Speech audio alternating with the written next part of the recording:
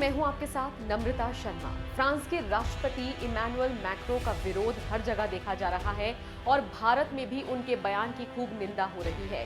16 अक्टूबर की वो पूरा जो घटना हुई थी वो आपको याद ही होगी। दरअसल एक टीचर की महज इसलिए हत्या कर दी गई थी क्योंकि उन्होंने पैगंबर मोहम्मद का कैरिकेचर बनाया था, उनका एक कार्टून बनाया था, उसको वो अपने स्टूडेंट्स को दिखा रहे थे और जिसके बाद उनकी गला रेत कर हत्या कर दी गई थी। इस पूरे घटनाक्रम से पूरे फ्रांस में बवाल मचा था और साथ ही साथ फ्रांस के राष्ट्रपति इमैनुअल मैक्रों ने ये कहा था कि जिस तरह से इस टीचर की हत्या हुई है मैं उसकी निंदा करता हूं और साथ ही साथ ये एक इस्लामिक आतंकवाद का पूरा नमूना था। इसको इस्लाम से जोड़ते हुए जो फ्रांस के राष्ट्रपति ने बयान दिया था उसको बाकी पूरे इस्लाम धर्म ने अपने ऊपर ले लिया है और यही वजह है कि भारत में भी जितने मुस्लिम हैं वो फ्रांस के राष्ट्रपति का विरोध कर रहे हैं। इसी कड़ी में कांग्रेस के विधायक आरिफ मसूद ने मध्य प्रदेश की राजधानी भोपाल के इकबाल मैदान में एक बड़ी जनसभा को संबोधित किया।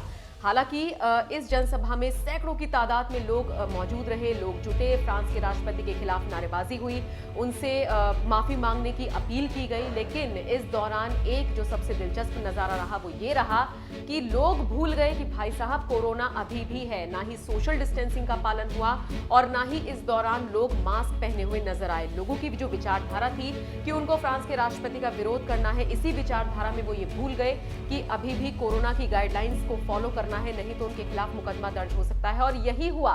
पुलिस ने न सिर्फ कांग्रेस विधायक आरिफ मसूद बल्कि उस जनसभा में मौजूद तमाम लोगों की, जिनकी संख्या लगभग 2000 तो बताई ही जा रही है, जिनके खिलाफ मुकदमा दर्ज किया गया है और इनके खिलाफ कोरोना काल में गाइडलाइंस फॉलो न करने के तहत मुकदमा दर्ज किया गया है। अब आपको मैं बताती हूं इस रैली में आरिफ मसूद ने क्या कहा। आरिफ मसूद ने कहा कि फ्रांस के राष्ट्रपति ने न सिर्फ एक तबके, सिर्फ फ्रांस के मुसलमानों का उन्होंने जो है उनकी बेइज्जती की है, उनका अपमान किया है, बल्कि जितने भी पूरे देश में मुस्लिम समुदाय हैं उन सब का अपमान फ्रांस के राष्ट्रपति ने किया है और इसीलिए उनको माफी मांगनी चाहिए।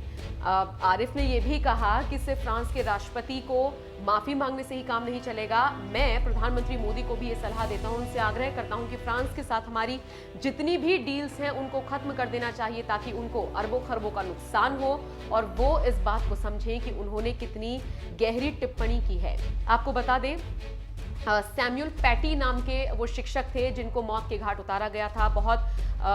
ये बहुत ज्यादा इस घटनाक्रम ने तूल उस वक्त पकड़ लिया था जब ये सामने आया था कि एक शख्स ने सिर्फ इतनी सी बात पर उनकी हत्या कर दी कि वो अपने स्टूडेंट्स को पैगंबर मोहम्मद का कैरिकेचर दिखा रहे थे। और देखिए हमारे देश में भी ऐसे तमाम नेता हैं जिनके कैरिकेचर्स बनते हैं, तमाम ऐसे हिंदू रीति रिवाजों में भी ऐसे कई सारे भगवान हैं जिनका कार्टून बनाया जाता है, यहाँ तक कि फिल्मों में भी दिखाया जाता है। लेकिन इस तरह की घटना शायद कोई एक्सपेक्ट कर सकता है क्योंकि हम उस देश के वासी हैं ही नहीं जहां पर इस सोच को बढ़ावा मिले।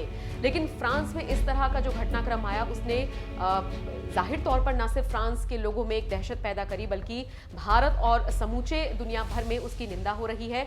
और जो फ्रांस के राष्ट्रपति हैं उन्होंने मरने वाले जो शिक्षक थे उनका समर्थन किया था, मरणोपरांत उनको सर्वोच्च नागरिक का सम्मान दिया था और इस पूरे सम्मान समारोह में वो खुद भी शामिल हुए थे। तो फ्रांस के लोगों में ये बहुत ज्यादा नाराजगी है कि आपने उस आदमी का समर्थन किया जो हमारे पैगंबर मोहम्मद की बेइज्जती कर रहा है, उनका अपमान कर रहा है और वही जो विचारधारा है वो भारत के मुसलमानों में भी देखने को मिली। लिहाजा आरिफ मसूद की रैली में, जनसभा में इतने लोगों का जमावड़ा हुआ।